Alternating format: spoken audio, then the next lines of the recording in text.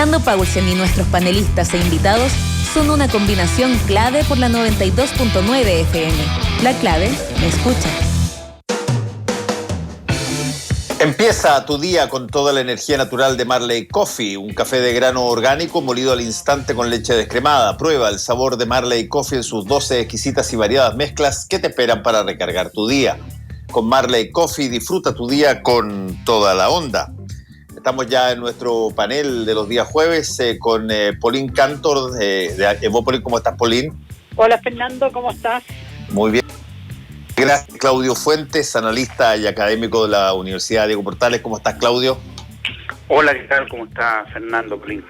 Oye, Hola, qué interesante, Pauline y Claudio, cuando tú ves como la velocidad de un tipo de noticia política, como son, por ejemplo, las candidaturas presidenciales,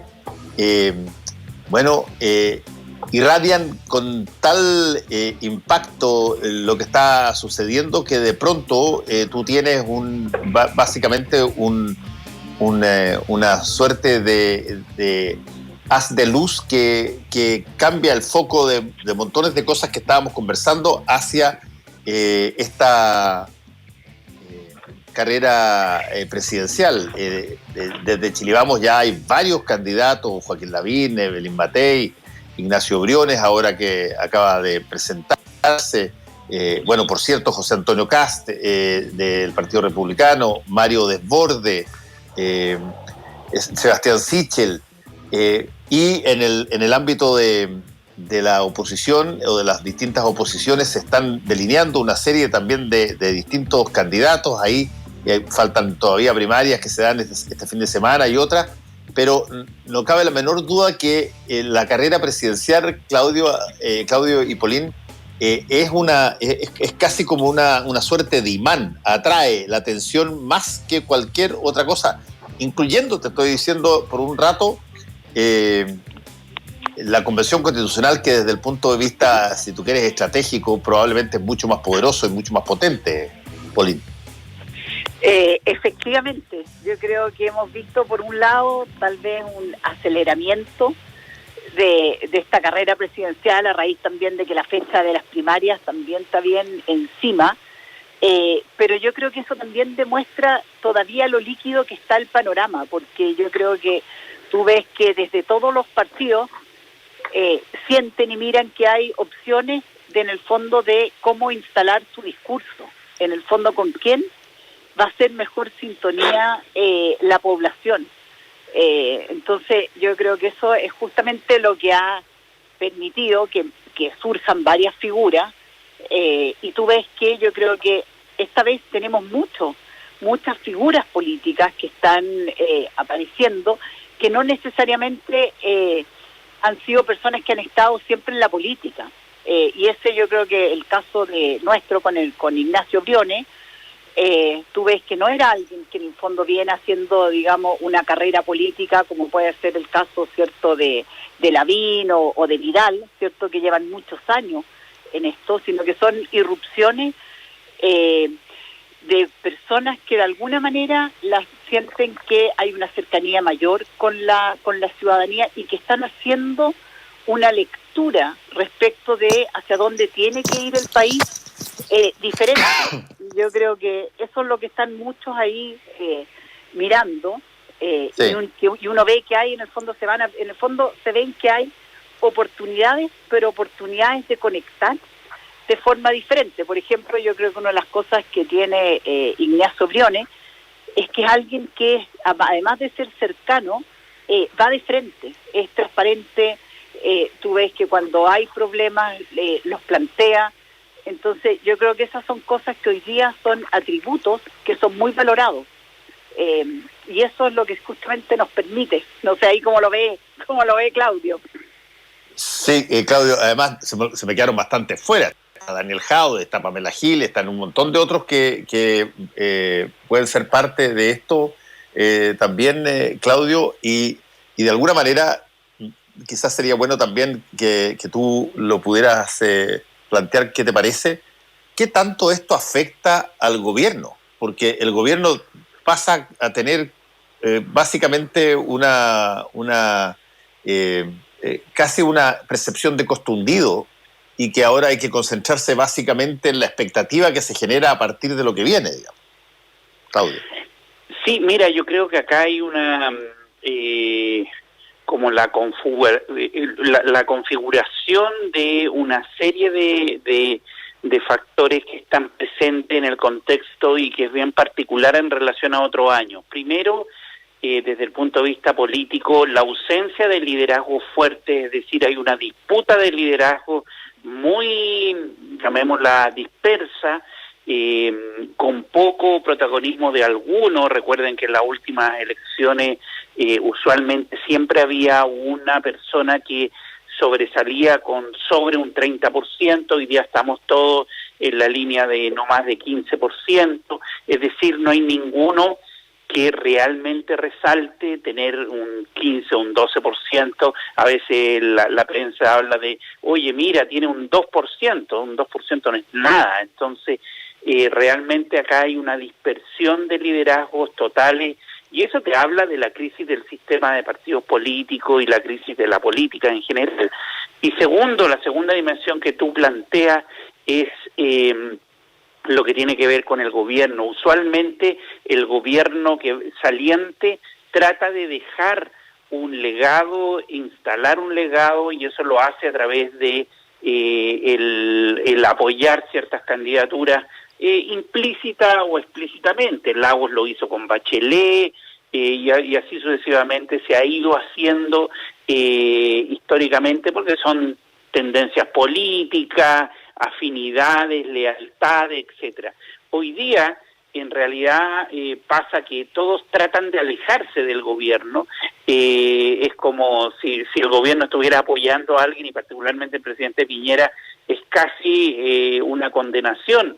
Hoy día se ve así. ¿Por qué? Porque tenemos un gobierno que ha tenido muchas dificultades, que está en el suelo en términos de aprobación, y por lo tanto efectivamente hay un intento de distanciarse del gobierno, lo que va a complicar particularmente a este gobierno, porque Piñera siempre ha intentado dejar un legado, dejar una marca, y por eso volvió al poder de nuevo, y yo creo que no se va a cumplir de nuevo ese sueño de Piñera de convertirse en el presidente histórico que dejó alguna marca en algún lugar de la República. ¿Claudio? Sí, dale, Paulín. Fernando, no, ahí quería agregar. Yo creo que acá, si tú me preguntas, en este último año de gobierno, de hecho hoy día, mañana, el presidente ahí tiene su consejo de gabinete como para dar los lineamientos del año. Yo creo que acá tiene una hoja de ruta que es bien clara y es bien concreta, que es la pandemia, en el sentido cuál va a ser cómo vamos a terminar, digamos, por un lado, cierto, el control, y por otro lado el proceso de vacunación. Yo creo que eso va a ser un legado importante y que va a quedar en la historia, y esperemos que se pueda realizar, que sea una muy buena gestión de vacunación. Yo creo que eso va a marcar una diferencia. Después el tema, obviamente, del empleo y el crecimiento, que yo creo que es justamente cómo recuperar, ¿cierto?, el equilibrio fiscal y al mismo tiempo ayudar a las empresas, a las familias. Yo creo que ahí también se juega mucho el gobierno en este último año. Y el tema de pensiones, que yo lo veo que igual va a ser complejo. Está claro que es importante en la hoja de ruta, pero dado, cierto, que está ahí el gallito entre este aporte adicional, cómo se va a distribuir. Es una negociación donde yo siento que todos los sectores van a tener que ceder, no va a poder quedar todo para un lado ni todo para el otro, se va a tener que buscar ahí un punto intermedio, y creo que eso es lo que finalmente va a marcar el gobierno. Si tú ves, son puntos relevantes, pero no es una agenda, digamos, ya ambiciosa, y eso es lo que al final va a quedar como legado. Cuando uno mire probablemente la historia de las cosas que se va a analizar, es el manejo de la pandemia y este equilibrio, digamos, económico. Estamos igual ya con un endeudamiento público en torno, creo que como al 40% del PIB, es bastante alto. Entonces yo creo que en eso se la va a jugar el gobierno, y en paralelo viene, digamos, este frenesí electoral, donde yo lo que siento también, y recorriendo ahora las calles y conversando con mucha gente, hay bastante confusión, son tantos los procesos electorales, ¿cierto?, de concejales, gobernadores, constituyentes, que es algo distinto, digamos, irrelevante, gobernador por primera vez, y ahora además se suma el tema presidencial, que además son primarias, porque la gente también se enrea y dice, a ver, voy a elegir presidente, tengo que elegir... no, es solo una primaria, primero para elegir quiénes van a ser los candidatos. Entonces, yo creo que ahí también va a haber un rol del gobierno bien importante, comunicacional, de poder salir a explicar este gran proceso electoral que se va a vivir durante todo el 2021, en términos de tomarse la agenda, por un lado, de los contenidos que van a tener los candidatos, ¿cierto? Y por otro, de cómo tienen que ir a votar. Yo acá hay gente que me ha preguntado, por ejemplo, en el caso de los constituyentes, si puede votar por más de un candidato, si se puede votar por alguien de un partido y por un independiente. Me refiero, así todavía de falta de información y de entendimiento del proceso es lo que uno siente que está ahí todavía en la calle. ¿Me permite? Dale, Claudio. No, respecto del legado, yo creo que este gobierno, si hay algo de que va a ser recordado, es por todo aquello que no quiso hacer. Es decir, el gobierno no quiso hacer un proceso constituyente, no quería cambiar la Constitución, se inauguró un proceso constituyente. El gobierno no quería dar 10% de recursos de la AFP, terminó dando 10% y de hecho un 20% de los recursos de la AFP. El gobierno no quería cambiar el sistema de pensiones, termina cambiando el sistema de pensiones muy parecido a lo que el gobierno anterior tenía. Entonces es un gobierno que va contra la historia, y yo creo que si va a ser recordado por algo, no va a ser recordado por 15 millones de vacunaciones. La historia yo creo que lo recordará como un gobierno que estaba yendo contra la historia. Ahora convengamos una cosa. Ahora yo soy más crítico, obviamente, de este gobierno. Sí, no, pero convengamos una cosa. No es fácil, y eso vamos a ver cuál es la performance real en un poquito tiempo más, pero no debe ser nada fácil para un gobierno, cualquier gobierno, tratar de conseguir la suficiente cantidad de vacunas para generar una inmunización general que se basa, cuando ya está vacunado el 70-75% de la población, en un contexto de una competitividad y un tira y afloja y una pelea de codazos con países que son mucho más poderosos. Desde ese punto de vista, por ahora hemos visto mucho discurso, llegan ahora vacunas en la mañana 2 millones, que todavía son una fracción de las que se necesitan, pero no cabe la menor duda de que yo creo que el gobierno le ha puesto bastante peso a su reputación, a cómo va a ser el proceso de vacunación, que todavía por lo menos no ha salido informado en su fase masiva muy detalladamente, pero no cabe la menor duda que ese puede ser un hito, si es que se hace bien y si es que se hace como debiera hacerse, bastante mejor que muchas de las otras cosas que no han terminado muy bien, Polín. Sí, yo creo que para mí eso va a marcar un antes y un después, en términos de que si logramos, yo creo que también la logística de cómo vacunar es sumamente relevante, es decir, cómo va a ser el orden, cómo te van a informar, que no se produzcan aglomeraciones. Yo creo que si ese proceso logra salir lo más impecable posible y que ojalá de acá a fin de año esté más de un 70-80% de la población vacunada, nos cambia la vida. Y la verdad es que eso definitivamente nos permite volver, ¿cierto?, a retomar una vida donde nuestras libertades vuelvan a existir y no hoy día las restricciones en las que todos estamos, ¿cierto?, por el bien común, que ha significado un trastorno importante.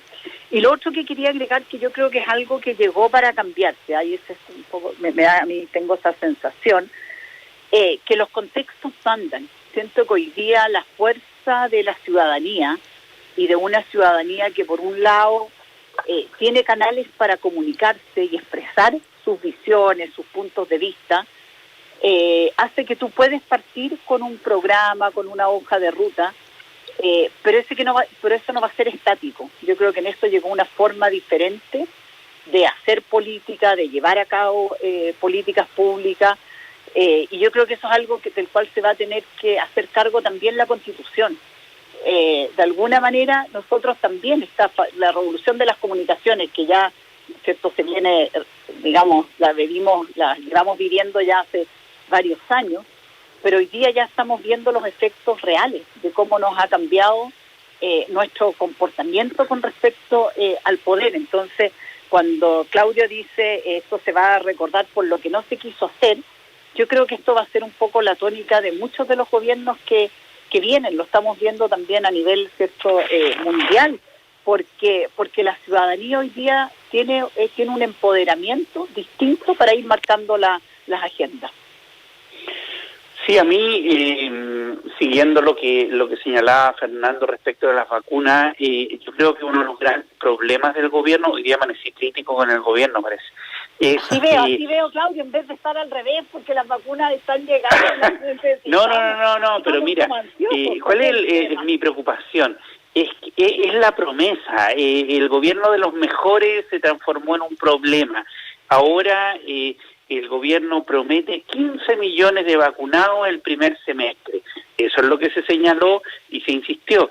Yo no sé si se van a lograr, o sea, si tú calculas 15 millones de aquí a junio, es decir, son 100.000 vacunados cada semana, y yo no sé si se va a estar a esa altura, y por lo tanto me preocupa la creación de expectativas. Yo creo que mi preocupación es generar expectativas en la población que después no se cumplen. Esa es mi preocupación. A lo mejor hubiese sido mucho más razonable, bueno, vamos a ir vacunando en la medida de lo posible, cuando se lleguen. Sabemos que la presión ahora Estados Unidos con el nuevo gobierno determinó que iba a acelerar el proceso de vacuna, y eso genera lobby de los gobiernos respecto de las empresas brutales, y aquí el que paga más es el que tiene el acceso a la vacuna. Sabemos que es así, por lo tanto Chile no va a tener tanto margen de maniobra en relación a otros países como Estados Unidos, y por lo tanto prometer cosas que después a lo mejor no se van a cumplir tan rápidamente me preocupa respecto del proceso de vacunación. Ahí, fíjate, hoy día trae el diario La Tercera un artículo de la unidad de inteligencia económica de la revista británica The Economist, que dice que ellos estiman que los países pobres, así le llaman, los países pobres, no tendrían vacunación masiva hasta el año 2024, y que la población, la mayor parte de la población adulta en las economías avanzadas habrá sido vacunada a mediados del 2022.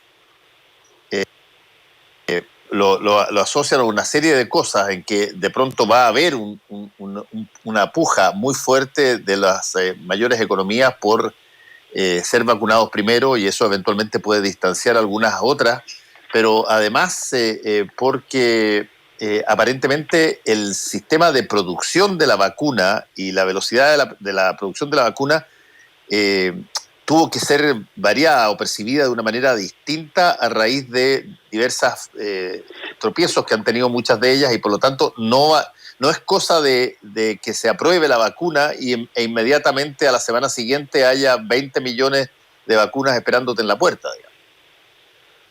No, yo creo que acá hay una cosa que sí es importante valorar, y yo creo que acá hubo una buena gestión de parte del gobierno en términos de adelantarse. Yo creo que lo que nos pasó lo mismo cuando con el ministro Mañalich, que en el mes de enero él sí se adelantó y se preocupó de los convenios entre los hospitales y las clínicas, el tema de los respiradores. Si él no se hubiese adelantado en eso en el mes de enero, no habríamos tenido, digamos, la capacidad que tuvimos, cierto, en el pic. Y yo creo que acá también hay una gestión anticipada que en ese sentido que hizo el presidente Piñera, que yo creo que tuvo la habilidad de hacerlo, le puso prioridad, eso es gestión. Y yo creo que es de las cosas que él hace bien. Y yo creo que nos adelantamos. Y gracias a eso están llegando, ¿cierto?, estas 2 millones de vacunas. El 31 llegan otros 2 millones. Después, ¿cierto?, en marzo deberíamos tener ya las 10 millones de dosis. Por lo tanto, uno espera, evidentemente hay cosas que pueden fallarse acá. Yo creo que nada está 100% asegurado. Pero yo creo que nosotros deberíamos, y ojalá que el año 21 sea el año en que gran parte de nuestra población quede vacunada, y eso tiene que ver porque fuiste más rápido que el otro, lograste cerrar ciertos acuerdos, estás en el lugar correcto en el momento correcto, y eso es lo que estamos, digamos, que está apostando el gobierno, se la está jugando el todo por el todo, porque lo que de verdad nos cambia la vida efectivamente es la vacuna, es que lo que nos va a permitir, ¿cierto?, volver a respirar con mayor tranquilidad, con menos miedo y sobre todo también a retomar nuestra salud mental, que yo creo que está bien afectada, y la brecha que se está generando, ¿cierto?, en todos los temas de educación, yo creo que es enorme. Ese es un problema que todavía ni siquiera lo hemos vislumbrado en su magnitud, lo que va a haber significado este año en términos de todos los procesos de aprendizaje de aquellos niños que no pudieron tener, digamos, internet como lo han tenido otros niños que pudieron seguir sus clases. Entonces yo creo que todavía hay muchas cosas que vamos a ir descubriendo que nos dejaron de falencia este año, y que solo la vacuna es la que nos va a ayudar a poder, digamos, generar los cambios para, digamos, retomar el camino. Sí.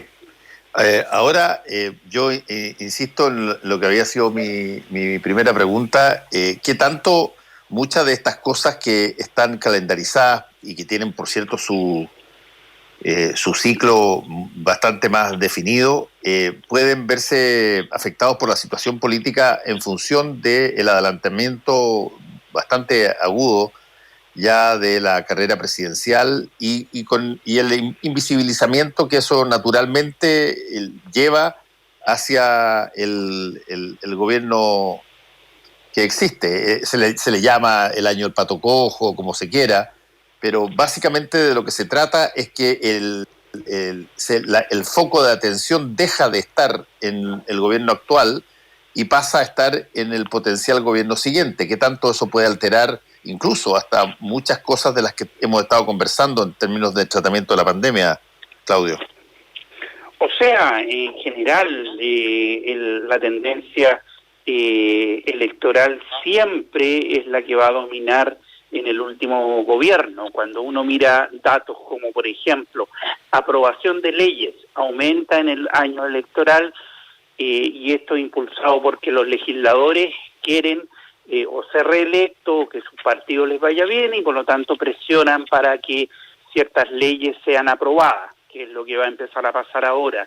Gasto público. Hay un estudio que también muestra que también aumenta en año electoral. ¿Por qué? Porque los gobiernos regionales, el mismo gobierno central, los ministerios, la política en general, lo que intenta hacer es mostrar obras, y por lo tanto seguramente vamos a tener por una parte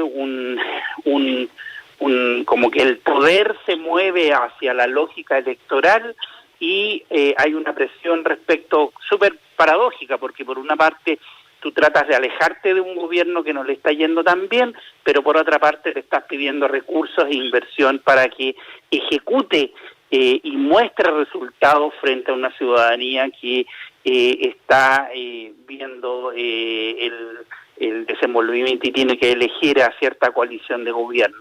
Y por lo tanto, efectivamente, vamos a ver ese ciclo como siempre lo hemos visto, y con el agravante de la pandemia. Yo creo que para el gobierno va a ser muy importante lo que Polín señalaba de ejecutar, y yo creo que por eso el gobierno está apostando por el tema de la vacunación masiva, como para mostrar de aquí a agosto, septiembre, que es justo 2 meses antes de la elección, que un resultado tan concreto como una vacunación masiva. O sea, incluso el proceso de vacunación, si bien es un proceso sanitario que nos preocupa a todos, tiene un prisma electoral muy relevante. ¿Sabes qué me preocupa a mí también, Fernando y Claudio? Los populismos. A mí me preocupa en este año electoral, ya lo hemos visto con algunos candidatos, para que decir la Pamela Giles, populismos extremos. Y que los políticos o parlamentarios caigan en eso, creo que eso hace un daño enorme, y yo creo que de eso nos tenemos que preocupar, porque en el fondo yo creo que acá se van a necesitar candidatos, ojalá que muchos le pongan racionalidad de las cosas que son reales, que son posibles y que no sean inmediatistas. Yo creo que va a haber mucho afán de la inmediatez, es decir, yo acá le vengo a solucionar este problema y se lo voy a solucionar mañana, así su pensión va a cambiar en 24 horas. Y eso todos sabemos que no es real. Entonces, ese yo creo que es uno de los temas que vamos a tener que tener ojo, tener que abordar, porque ya hemos visto lo que pasa en países donde el populismo se toma la agenda. Es fácil de caer, es fácil de creer, porque todos creemos y queremos que las cosas salgan más fáciles de lo que realmente son. Yo creo que los mejores ejemplos, cuánta gente a veces cae, ¿cierto?, en estos personajes que te vienen a ofrecer que tu plata te la van a duplicar en 2 años y te vas a hacer rico, y al final son estas estafas piramidales. Y el populismo es un poco así, pues. El populismo es como una estafa piramidal, donde te prometen el oro y el moro y después todo se derrumba. Y a mí ese es uno de los peligros que me preocupa, y creo que es importante que las personas estén escuchando bien abiertos, para poder ponerle racionalidad a la argumentación que va a estar dando vuelta. Sí, yo tengo que reconocer que escucho tanto hablar del populismo por aquí, populismo acá, por allá, que de repente casi todo parece populista, que finalmente tengo la impresión que hay un descrédito bastante alto, Polini y Claudio, en la capacidad que tiene la ciudadanía de poder distinguir quiénes son las personas o candidatos o candidatas de cualquier sector que merecen su voto. Yo tengo la impresión de que la gente es bastante más sensata, más racional, que sin duda puede tener, un montón de pensamientos relativamente locos, de que las campañas están financiadas por George Soros, o que hay una intención de vacunar porque te van a meter un chip que te va a indoctrinar desde adentro del cuerpo, como se dijo durante mucho tiempo en algunas partes, y se ha dicho aquí en Chile también. Yo entiendo que eso pasa, pero le tengo mucho más confianza a que la gente sabe bastante más de lo que a veces se cree, de qué le conviene, quiénes son las personas que son más idóneas para representarlo, y en general, si bien uno podría sacar un montón de ejemplos en el mundo de personas que fueron una especie de casos excepcionales, bueno, son, yo diría, todavía casos excepcionales, y en Chile yo creo que la gente tiene bastante claridad de lo que necesita en alguien, en un líder o lideresa para dirigir el país, con todo lo que haya alrededor incluido. Sí, estoy contigo, Fernando. Yo también creo que los chilenos tienen harto sentido común y sensatez también al final en la hora de elegir a quienes quieren que los representen. Claudio y Polín, cuídense, nos vemos, pues ya no sé, no nos vemos yo creo la próxima semana, pues ya parten las vacaciones. Nos vamos de vacaciones, sí. Que les vaya bien. ¿Dónde nos chao. Pero algo de descanso hay. Ya. Volvemos con Combinación Clave. La clave me escucha.